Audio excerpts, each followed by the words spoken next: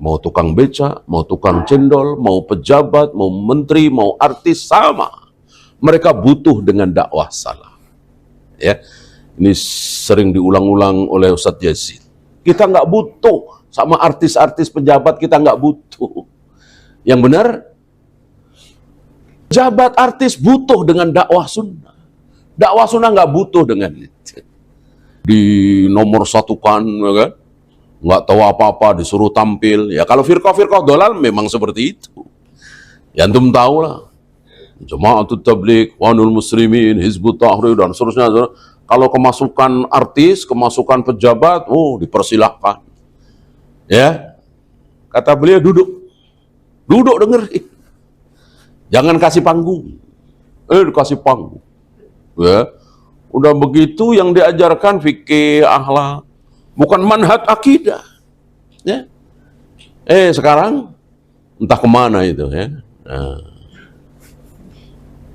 Udah nggak disalaf lagi. Nah, nggak diajarin manhaj akidah.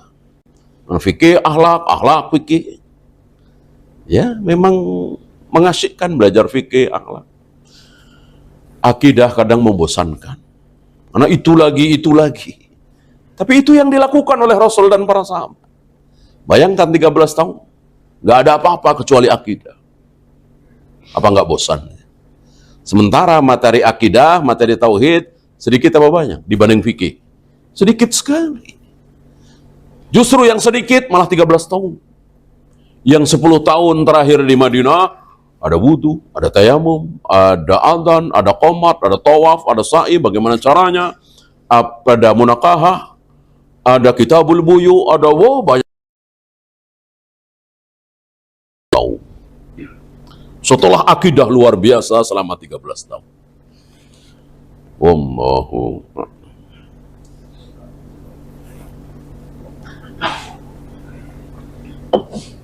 Ada lagi? Izin bertanya Pak Ustaz. Ya. Pak Ustaz, menyambung pertanyaan dari penanya live itu tadi Pak Ustaz, bahwa memang kisah dari Nabi Musa ini banyak hikmahnya yang tertulis dalam Al-Quran. Ini menurut pemikiran saya Pak Ustaz ya, pribadi. Dalam perkembangan zaman kita juga sepertinya kisah itu berulang di dalam kehidupan kita. Bahkan mungkin saat ini tokoh-tokoh seperti yang mewarisi sifatnya Fir'aun, Haman, bahkan Korun dan Bani Israil itu juga banyak Pak Ustaz. Seiring berkembangnya banyaknya fitnah Pak Ustaz, terkadang kita bingung mana yang sebenarnya Fir'aun sejatinya yang harus kita lawan, mana kemudian Bani Israel dan kemudian dengan teman-temannya. Sikap kita sebagai umat Islam harusnya seperti apa Pak Ustaz menyikapi hal tersebut? Terima kasih. Ada sebuah tuduhan keji, ya, mengatakan bahwa si fulan ini Fir'aun. Ini keji sekeji-kejinya. Ya. Sementara kita tahu kelakuan Fir'aun lah. Ya kan? Menyuruh orang-orang menyembah dia dan betul-betul menyembah. Menghalangi dakwah. Ya. Sementara si fulan ini muslim, sholat. Ya. Bahwa dia punya sifat bohong misalnya, dia punya sifat culas misalnya, korup misalnya, ini nggak ada apa-apanya dibanding dengan Fir'aun. Bagaimana kita menyamakan sesuatu yang berbeda, ini zalim sezalim-zalimnya. Maka hati-hati ya. Hati-hati menyebut seorang muslim itu Fir'aun, Abu Jahal, Abu Lahab, hati-hati. Ya, mengerikan sekali. Jangan sampai kebencian kita. Dan kadang kebencian kita ini gara-gara apa? Kita melihat langsung si fulan ini pembohong begini. Enggak. Kebencian kita kadang gara-gara baca medsos. Gitu. Kalau gara-gara baca Indosiar, RCTI, TVRI mungkin mending ya. TVRI, RCTI, Indosiar, dan bikin berita kira-kira ngawur asal-asalan, apa hati-hati? Pasti hati-hatilah. Kalau asal-asalan, ya siap digulung. Nah kalau medsos, hati-hati apa asal-asalan. Ya, saya bikin berita gampang dari dalam kamar saya ya, bikin berita sebar. Maka janganlah Kan kita disuruh tabayyun. Ja'akum fasikum binafa'in fatabayyanu. Kita enggak. Ini dia. Gara-gara medsos ini itu, wah begini begitu nggak karuan. Kita percaya. Sementara di berita-berita nasional ini pasti bertanggung jawab lah. Mereka berpikir berkali-kali untuk bikin berita. Kalau medsos enggak. Dan itu sudah sering terjadi kan. Begini jembatan nggak taunya apa itu hoak ya. Itu dia. Maka hati-hati ya, menuduh seseorang dengan Fir'aun dan seterusnya. Benarkah ada hadis bahwa laki-laki yang baik mendapat wanita yang baik, laki-laki buruk mendapat wanita buruk? Bukan hadis, tapi ayat Al-Quran. Al-khabithuna lil-khabithina wal-khabithatu lil-khabith. Bahwa laki-laki baik, laki-laki buruk untuk perempuan buruk, perempuan buruk untuk laki-laki buruk, perempuan. Seperti itu, ya. Tapi jangan menyalahkan, jangan membantah ayat ini dengan kisah istrinya Nabi Lut, istrinya Nabi Nuh, istrinya Fir'aun tadi. Loh, salah dong ayat. Enggak. Segala sesuatu itu pasti ada apa? Ada perkecualian. Kan begitu. Pasti ada perkecualian. 1, 2, 10, 20 pasti. Innal insana lafi husrin. Sesungguhnya manusia semuanya merugi. Ada perkecualiannya enggak? Ada. Kecuali orang-orang yang beriman dan beramal saleh. Berarti orang-orang yang beriman dan beramal soleh, menasehati, berdakwah, nggak rugi.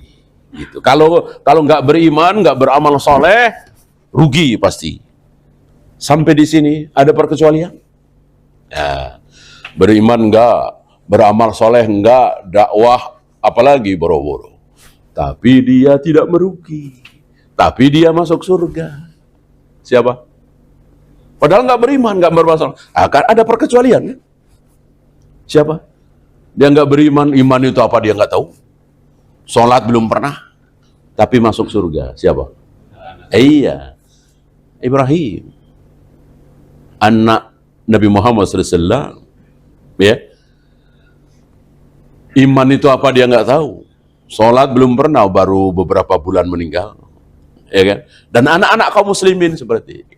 Artinya segala sesuatu pasti ada perkecualian. Oleh karena itu sekali lagi, jika antum mendapati ayat hadis seperti itu, bahwa laki-laki akan baik akan mendapatkan perempuan dan baik, pasti ada perkecualian. Ya. Mungkinkah perkecualian itu ada di antum? Ya. Perasaan saya baik, soleh, dan ini istri saya kenapa bengal amat ya, bejat amat. Nah, itu perkecualian. Perkecualian tiba-tiba menimpa antum, ya kebetulan, ya terima. Ya kalau antum nggak keberatan, ya ceraikan. Bolehkah seorang laki-laki menceraikan istrinya? Ya boleh. Berhakkah seorang hakim bertanya kepada laki-laki, kenapa engkau menceraikan istrimu? Berhakkah? Nggak berhak. Nggak berhak. Yang berhak hakim bertanya kepada seorang wanita, kenapa engkau minta pisah dari suamimu? Berhak hakim. Kalau laki-laki nggak berhak ditanya. Artinya berhak bagi laki-laki untuk menceraikan istrinya tanpa alasan. Ya.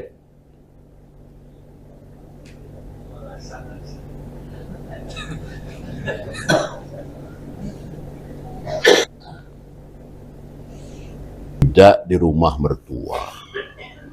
Ya. Kalau memang kita sanggup memberikan tempat tinggal untuk istri, walaupun sekali lagi tidak harus beli. Kontrak itu kan termasuk menyediakan. Gitu. Antum jangan beranggapan kalau menyediakan pasti beli. Enggak. Walaupun kontrak itu tetap berarti menyediakan.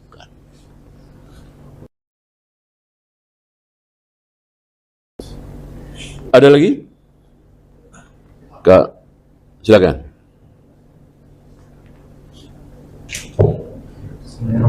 Assalamualaikum warahmatullahi wabarakatuh. Assalamualaikum warahmatullahi wabarakatuh. Untuk perihal nasab Ustaz, mungkin dari ayah turun nasabnya di wilayah Sumatera Ustaz, jadi itu dari keturunan ibu semua Ustaz. Bantah bagaimana Ustaz? Jadi kebaikan bersama Assalamualaikum. Yang penting antum ya. Antum kebetulan dari sana, antum punya orang tua, dan seterusnya, ya dibagi sesuai syar'i. Menurut surat An-Nisa itu. Adapun sekampung, apalagi se-Sumatera Barat, ya insya Allah antum nggak sanggup kan. Yang penting keluarga antum saja. Artinya, yang membantah, membatalkan adat-adat yang buruk kan orang yang diadat itu. Dengan demikian kuat insya Allah. Mulai dilanggar, kembali kepada Al-Quran, gitu. Akhirnya kan lama-lama hilang.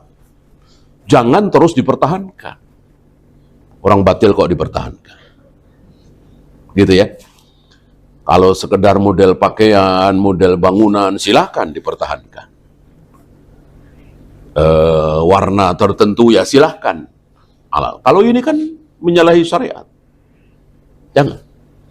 Maka siap diomong, siap dicaci maki oleh tetangga dan seterusnya ya. Kita bismillah. Dibagi sesuai syariat Islam, dinasabkan ke ayah dan seterusnya dan seterusnya. Allahu Akbar. Habis? Allahumma bihamdika asyhadu an la ilaha illa anta astaghfiruka wa atubu ilaik. Assalamualaikum warahmatullahi wabarakatuh.